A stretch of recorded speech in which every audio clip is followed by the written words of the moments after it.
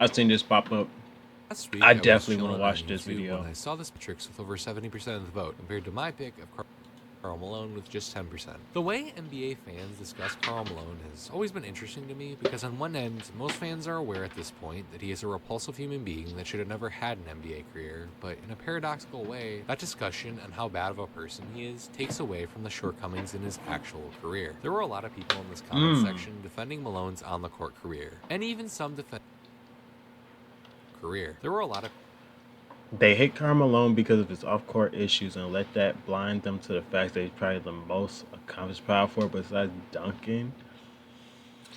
Yikes. Kevin Garnett still exists, by the way. I think he did his personality to take away from what he did on the court, little bro. You can hate all you want, that's fine, but he was a great player. Mailman may have been signed by the Bulls, but that man was legit. people in this comment section defending Malone's on-the-court career, and even some defending his off-the-court actions, which is insane. But this comment right here echoes the idea of what I'm talking about. How you all think Malone was a fraud? Terrible human being? Yes. NBA playoff fraud? No. Keep it real. And this is the idea that gets thrown around a lot. The only reason you don't rank Karl Malone higher is because you cannot separate what he did on versus off the court. A good amount of these people believe he's the second best power forward ever, ahead of KG, Dirk, and Giannis. Hell no. Hell no, he not top 3. And there are even a few people roaming around that would pick him over Tim Duncan, as outlandish as that sounds. So today, let's dive into the numbers behind Karl Malone and why, for one, he's a fraud on Tim Duncan, top 5 all time. Like, if you don't believe that, you just don't know shit, bruh. Tim Duncan, top 5 all time for sure. On the court, and for two, he's nowhere near the second best power forward ever. But before all of that, just in case you don't know why Karl Malone is so hated or need a refresher, let's quick go over a few things that he's done. When Malone was in his last season with the Los Angeles Lakers, he made some interesting comments around into Vanessa Bryant, Kobe Bryant's wife. Like when she asked him why he was wearing a cowboy hat, and he responded, "I'm hunting for young Mexican girls." No way. That's weird. That's just who I am. Speaking of which, where's my hug at? No fucking way he did that, bro.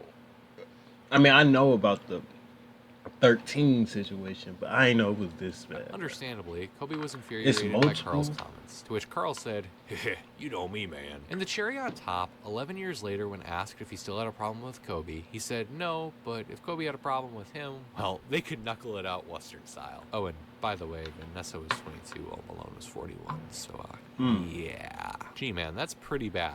Surely it doesn't get worse, though, right? About a month before his 18th birthday, Malone and a woman by the name of Bonita Ford had twins together. That is, of course, a lot of responsibility for a young man to have, especially when he is preparing to begin his collegiate career. So how do you think a young Malone handled this massive, life-altering responsibility that was his own fault? What did he do? Pretty easily, actually. He just abandoned the children. He refused to acknowledge them for 17 years until Ford sued him, where it was found with a 99% certainty that either he was the father or one of his brothers were. He was then declared as such after refusing a court-ordered DNA test. That means that this is not a simple allegation. This is confirmed to have actually happened. Oh boy, that's bad. But that's bad. As low as it goes, right?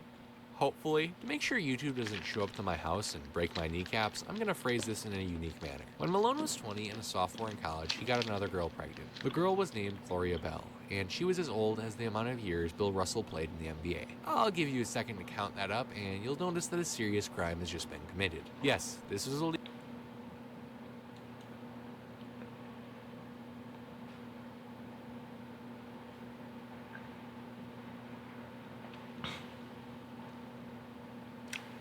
What's that, 7th grade?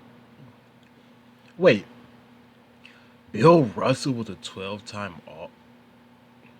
There's no fucking way.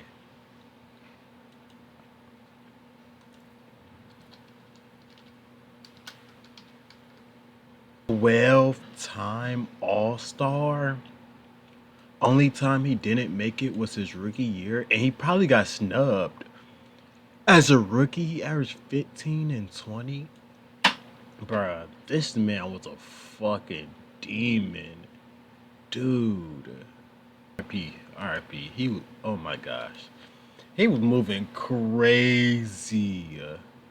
This serious crime has just been committed. Yes, this was illegal for the time, and yes, this is confirmed to have actually happened. Again, it's not an allegation. The reason Malone did not go to prison and was allowed to even have a career is because the family he had just exploited was quite poor, and the earnings that Malone would get for an NBA career would help pay for the child. And guess what? It gets even worse. He abandoned the kid and refused to pay the child support, citing to the judge that the $125 weekly payments were excessive. How excessive exactly? Well, a yearly amount of child support for Malone was equivalent to less than 3% of his rookie contract. The only thing he gave his children was his athleticism, as all three would play collegiate level sports. One of the twins would go on to make the WNBA, and Demetrius Bell would go on to make the NFL. And if you are wondering, after resisting it for a while with some awful comments, Malone did reconnect with all three of these children. That means absolutely nothing in evaluating him though, because that doesn't suddenly undo the decades of wrongdoing he committed. More than all of that, none of this gets into other reasons why he's disliked, like having the reputation of being a dirty player or just a rude person in general. But now that we are caught up to speed on why so many fans hate him as a person,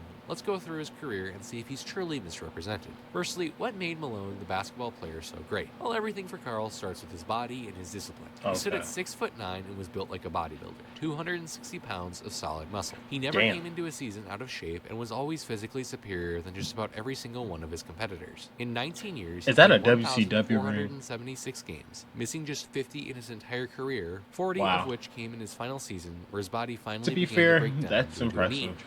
Its immense size and strength allowed him to bully defenders in the paint, often requiring teams to either throw a center at him or resort to fouling him in order to slow him down. As a result, Malone is the all-time leader in free throws made with nearly an 800 lead over second place. Karl also had an elite leader in free throws made with LeBron is in every fucking nearly picture. An 800 lead over second place. Karl also had an elite mid-range game and was a more than capable passer later on in his career. He was also good in the defensive end. That same size and strength that allowed him to be so dominant offensively helped him hold his own against bigger opposing players, while he also had the agility and foot speed to keep up with smaller opposing players as well. All of this while being one of the most dominant rebounding forwards to ever live. For his career, he's third in all-time scoring, he's 10th among power forwards all-time in blocks, is first among power forwards in all-time steals with a nearly 400 2K over steals second place, is crazy. was long the all-time leader in power forwards. Thaddeus Young has the second most steals of all time. That's crazy. All-time steals with a nearly 400 Thaddeus Young was really a demon. That's lead over second place, was long the all-time leader in assists. For a power forward up until this last season when Draymond Green surpassed him, and has the most rebounds for a 4 ever, over 2,000 ahead of second place. He has 14 All-Star selections and another 14 All-NBA selections. Wow, he has 4 All-Defensive teams to his name, and lastly is a 2-time MVP. Purely off of raw numbers, ability, and accolades, Karl Malone has those a strong accolades case to be the greatest power forward to ever live. And the only guys who can go blow for blow with him in terms of statistical achievement are LeBron and Kareem. But that is cap. Guys who can go blow for blow with him in terms of statistical achievement are LeBron and Kareem. But Tim Duncan's statistics, accolades, Karl. Well, not his statistics, but his accolades. Strong MVP. His accolades are in the same convo, bruh. I'm tired of them doing this to me. Tim Duncan accolades. Let's pull this shit up. 15-time All-Star, 15-time All-NBA, 5-time champ, 15-time All-Defensive, 2-time MVP, Rookie of the Year, 3-time Finals. These accolades clear him.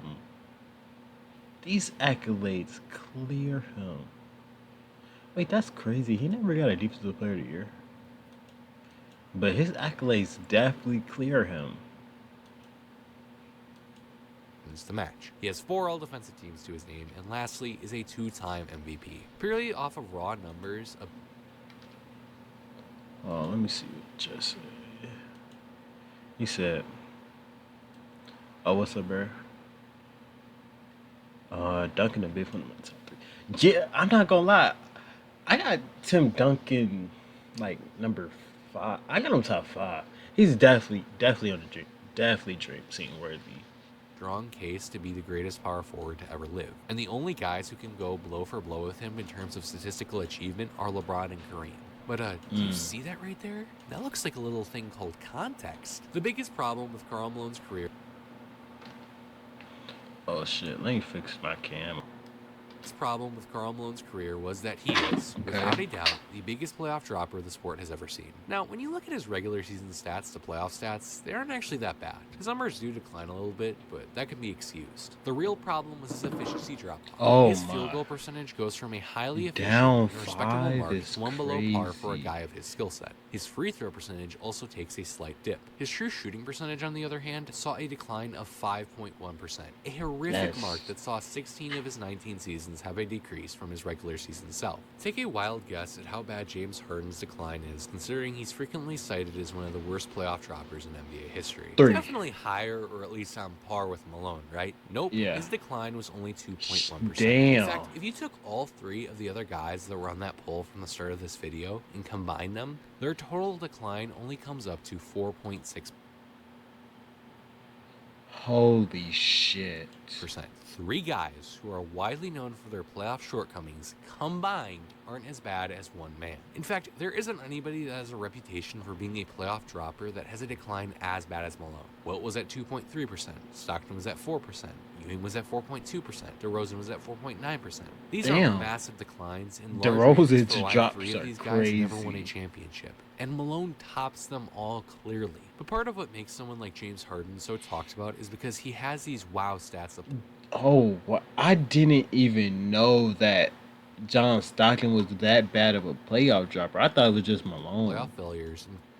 Has now had back-to-back playoff games with more turnovers than field goals. That means he has 44 playoff games with more turnovers. Because he has iconic moments where he just floundered. Surely Malone doesn't have those same things going against him, right? In Game 7 of the Western Conference Finals versus the Sonics in 1996, the Jazz were down 3 with 8 seconds left on the clock when Malone was fouled and sent to the line. All right, Karl, you gotta nail both of these in order for us to have a fighting chance to do something here. I believe in you. All right, man. Shit. Hit the second and maybe we can hope for a miss on the other. The next year, the game is tied with about 8 seconds left on the clock, and once again, Karl's on the line for 2 free throw attempts in Game 1 of the NBA Finals. All right, Karl, you may have let us down last year, but you have got to be kidding me. All right, it's fine. Just hit the... Dude, why is the fucking camera quality this dog shit? Next one. Oh my gosh. Michael Jordan proceeded to hit the game winner on the other side of the court, and Scottie Pippen would deliver one of the sickest lines in NBA history. I said a mailman doesn't deliver on a Sunday. Nah, you gotta fight him after that. See, dude, do you not see how the quality just shifts like 1 second to the other? Like, why? Yo. The next year, he has another critical error. Stockton passes the ball to Malone, who has it stripped, and you know the rest. Jordan goes down the court and hits perhaps the most iconic shot in the history of basketball. Oh, and I didn't even know he's the one that lost the ball in that the series. 60-win Jazz were upset by the 47-win 6-seeded Rockets. 1995 to 1998 included the only 3 60-win Jazz teams in history. This time period was the best chance Malone had to win a championship, and every single year there was some sort of failure he had down the stretch or just an outright embarrassing loss. Here's a fun little fact. Karl Malone and his teams were first-round exits in 9 of 19 seasons. For reference, Harden has 6, Westbrook has 7, and Chris Paul also has 7. Here's another one. Malone played in 62 playoff games that ended within 5 points of each other, which accounts for roughly 32% of his regular playoff games. In those games, his regular stats were once again pretty normal compared to his regular season self, yet his efficiency falls off an even greater cliff in these clutch games. His field goal percentage is flat out bad for a forward, and his free throw percentage also drops by about 3%.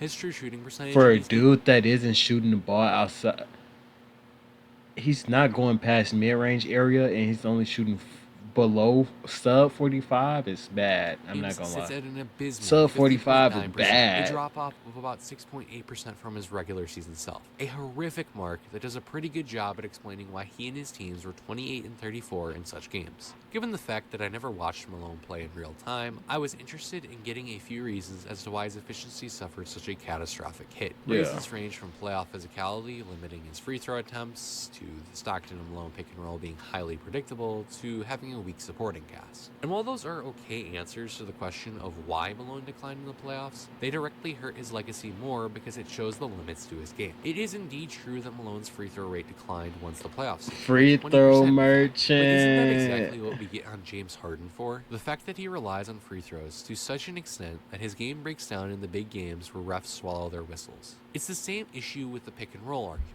Your play style was so simple and so predictable that when it came to winning time, you were getting picked on year after year. If his decline in efficiency was just a few percentage points, this would be a different conversation.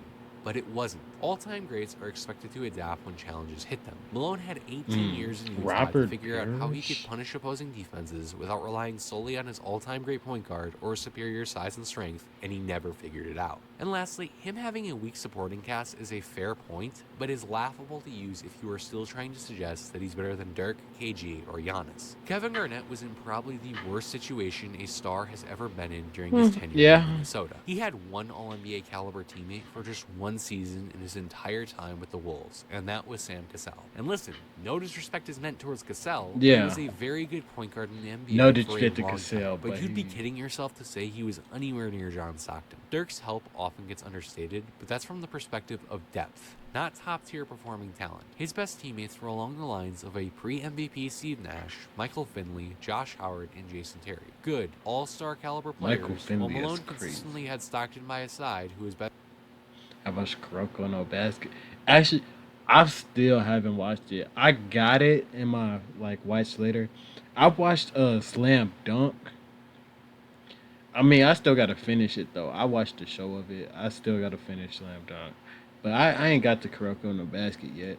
Better than the version of Nash Dirk had, on top of other good players like Mark Eaton and Jeff Hornacek. And you best believe you can apply this same point to Giannis and Chris Middleton. More than the help, all three of these guys did something Malone never did. They won and they adapted. Kevin Garnett's overall stats stay about the same as they were in the regular season, but his efficiency drop-off is only about 2%. Giannis experiences the biggest drop-off of all three of these power forwards in efficiency, 3.3%, but his rebounding and scoring numbers also see a substantial increase. Dirk is the most unique because his scoring and rebounding numbers see a massive jump, and he is one of the few players that see a jump in efficiency from the regular season to the playoffs. So KG and Giannis Playoff are two-way riser. demons, and the one guy that Malone has the edge over defensively is one of the biggest playoff risers ever, having perhaps the heaviest ring in NBA history. Giannis, meanwhile, has one of the best finals performances ever, topped off with a 50-point literally 50-point closeout, closeout, where many people believe he should have been the Finals MVP. KG proved it was the poor rosters around him that prevented him from winning in Minnesota. Dirk proved that he was not a soft European choker like many were calling him.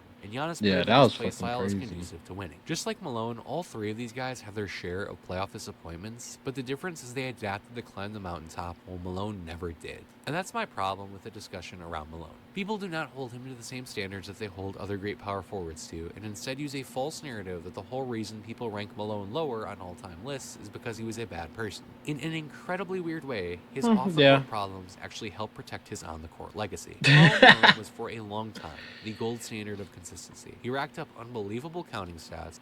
Damn, I didn't even know he was that much of a playoff dropper, bruh. Recorded tremendous accolades and was just all around a great player. But just like any other playoff fraud, his game fell apart when it mattered most. That's crazy, bruh. He just named all them names, but he did not name Tim Duncan. The reason he never won a championship isn't because of a guy he faced in two of I'm gonna let it go though. It's because he wasn't ready for the bright lights and because he was unable to adapt. Their answers given for why he struggled are valid, but they shut the door on him being the second, third, or fourth greatest power forward of all time. Thank you all for watching, and if you enjoyed, please consider leaving a like, commenting, and subscribing. Damn.